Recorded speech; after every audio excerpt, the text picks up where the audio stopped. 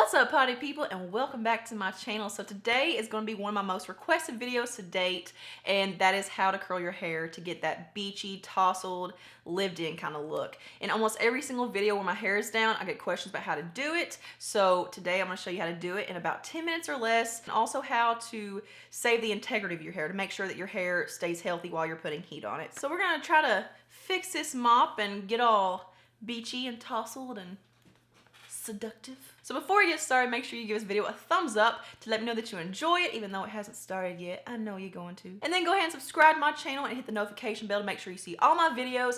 And if you want to see how to go from this to this, then please keep watching. So there's literally nothing in my hair right now aside from a leave-in conditioner, like a leave-in detangler spray. I washed my hair last night, slept on it, did absolutely nothing to it this morning. So we are starting from scratch. So I'll be using my favorite curling iron ever. This is literally the best curling iron. This is just a Babyliss Pro. You can find this at Ulta. You can find this on Amazon. This is a 1-inch, I believe. It just kind of depends on how tight you want your waves to be. If you have really, really short hair, you're gonna have to use something a little bit smaller than this because you will definitely not be able to get as much curl with something that's like a 1-inch or bigger. So I would probably say if your hair is shorter than mine, go for like a 3/4 inch. But I have very, very oily hair, so I always have to go in with some dry shampoo. I just go in my Batiste dry shampoo, and I'm just lifting it up in different areas, just areas that I usually notice getting really oily and that are visible to the public. So since we just sprayed it, I'm just gonna go through and massage it in and just really zhuzh it up. So I always section my hair. I feel like sectioning is one of the most important tips. Not only will it give you more control, but it's also gonna help distribute the products more evenly, especially when it comes to heat protectant. If you were to spray it all over like this, it's just getting on that top layer. And yeah, you can lift it up and do it like that too, but you really wanna make sure that it's on every layer evenly, like underneath, on top, in the middle. I just do 2 sections, but this will just kind of depend on the density of your hair. If your hair is really, really thick, you probably need to do 3. But just use any heat protectant. I'm just gonna go ahead and spray this evenly, kind of focusing it on the ends. And I'm just gonna brush that through, make sure it's distributed evenly. So what I do is I start off by splitting it in the back, and I always work from the back forward because whenever I get done with the piece, I can just throw it back and it's out of my way. If I start up here, when I get done with it, there's nowhere to put it. It just lays and it's in my way. Another tip you wanna make sure that you don't do is turn your whatever styling tool you're using up as high as it can go. You do not need to put your styling tools on 400 degrees or 450. It's so ridiculous to do that. If you have a good tool that's high quality and has good material and stuff and it's just made really well, you won't need to do that. So basically all I do is I alternate the directions. So I'll go away from my face, towards my face, away from my face, towards my face. And when I get around my hairline, like around my face, I always curl it away just because it's more flattering. So I'm gonna go ahead and get a section back here. And I'm gonna get a section maybe 1 inch in thickness, about like that. Hopefully you can see. And I do work in vertical sections, just so you know. What I do is I start towards the middle of the strand, or pretty close to my scalp, because a very, very dated way of curling your hair is bringing it all the way down to the ends and wrapping it up to where your ends aren't sticking out like they're in the curling iron the entire time. And your ends are the most fragile, damage-prone part of your hair strand. Your poor little ends are sitting in that heat that entire time. So when you start at the mid strand, or closer to your scalp, and work your way down, then your hair is gonna be so much healthier. And as soon as I put it in there, I start twirling it until I get it down to about 2 inches. And I twirl it all the way up, leave it there for a few seconds. With this curling iron, I don't need to leave this in very long. And I just release it like that. As you can see, the ends are pretty straight. And you can leave out even more than this if you want. So now we're getting a little bit smaller. I'm gonna go towards my face now, and there's about the diameter of the section, pretty thin. And then just like so. I remember it being a really big thing back in the day of like leaving your curling iron in for like, I think it was like 12 seconds or 10 seconds. It was a long time. With this, on this temperature, for me, I do not need to leave it in longer than like 3 or 4 seconds, I feel like. Last part is the section next to my face. And I'm gonna do halfway again, and this one's a little bit thin, so I don't need to leave it in as long. I'm just gonna kind of like spiral it. Like, I'm not pulling it. If you want the ends to be straighter, I'm gonna show you something in just a second that you can do to straighten the ends a little bit. If you want to, you can actually go back in and you can do that. You can straighten the ends, and that'll give you that kind of more beachy, tousled look, but that's not what I normally do.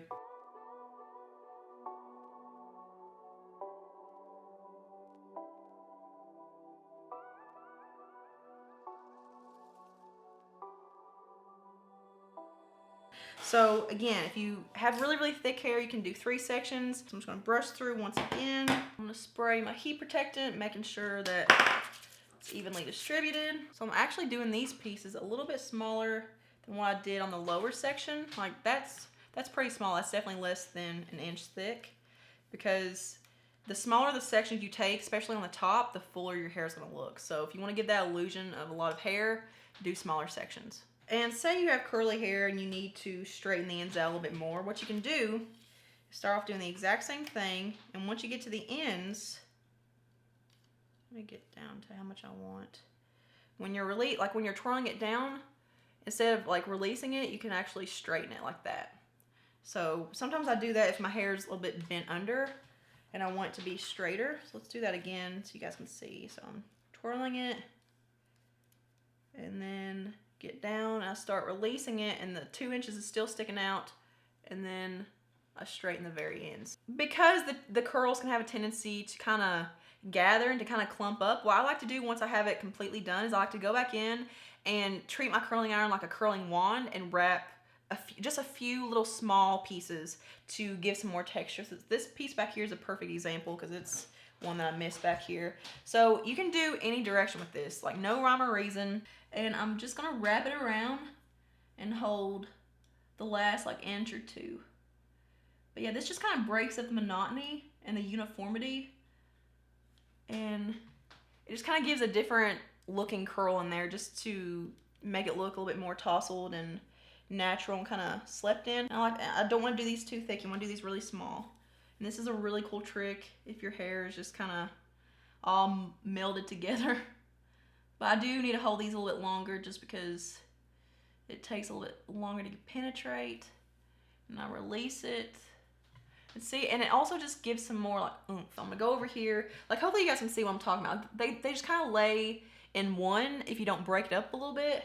So I'm just gonna take random pieces, do the exact same thing. So what you wanna do is make sure that it cools off so that it actually holds a style better, because whenever your hair is hot, that's when it's the most moldable. So you wanna make sure that it cools down so that it actually holds the curl in place. 5 minutes, just a few minutes. You don't really need a whole long time, but now is when I go in and I tease my hair. And you definitely wanna make sure that you let your hair cool before you tease, because where you're lifting it up and you're moving it around and jostling it and stuff, it will definitely fall flat a lot faster if it's hot. Yeah, I really just like take this top section up here in one and bada boom, bada bing. So I always like to go up around here, just like that. So whenever you tease it, you definitely do get a little frizzy. You kind of lose a little bit of the curl. It kind of loses this bounce. So my biggest trick and secret to reviving the curl and kind of rejuvenating it a little bit to make it more bouncy and just put that shine and hydration back in is to use a serum. I cannot curl my hair or do it in general without a hair serum. And I just kind of go back and forth. My favorite's this one. I think this is from Walmart or Sally's. It's really affordable. It's under $10. This is the Fantasia IC Hair Polisher Olive Moisturizing Shine Serum. So here's what it looks like. So what you can do in between, and you can do this before or after the serum, it really doesn't matter. Just kind of play around with it, trial and error. You can go in with a texture spray, especially if your hair is really clean, like if it's, you know, freshly washed. You may have a harder time getting it to look beachy and tousled and a little bit more messed up. So I like this Paul Mitchell Invisible Wear Undone Texture Hairspray. And with this, I just kind of lift it up and spray it in random places. If you have a hard time holding a tease, it'll also help with that. With the serum on my hands, I just go through and I comb it out. I never really touch my hair when it comes to this step. Like I never touch it with dry hands. Like I always have to have serum on my hands, because if my hands are dry, like if there's nothing on them as far as product goes, it doesn't look right. It just makes it more dry. So as you can see, that's already put so much more shine back in there. So after I've combed through a little bit and I've kind of shaken them out, I like to go underneath here as well. I like to scrunch.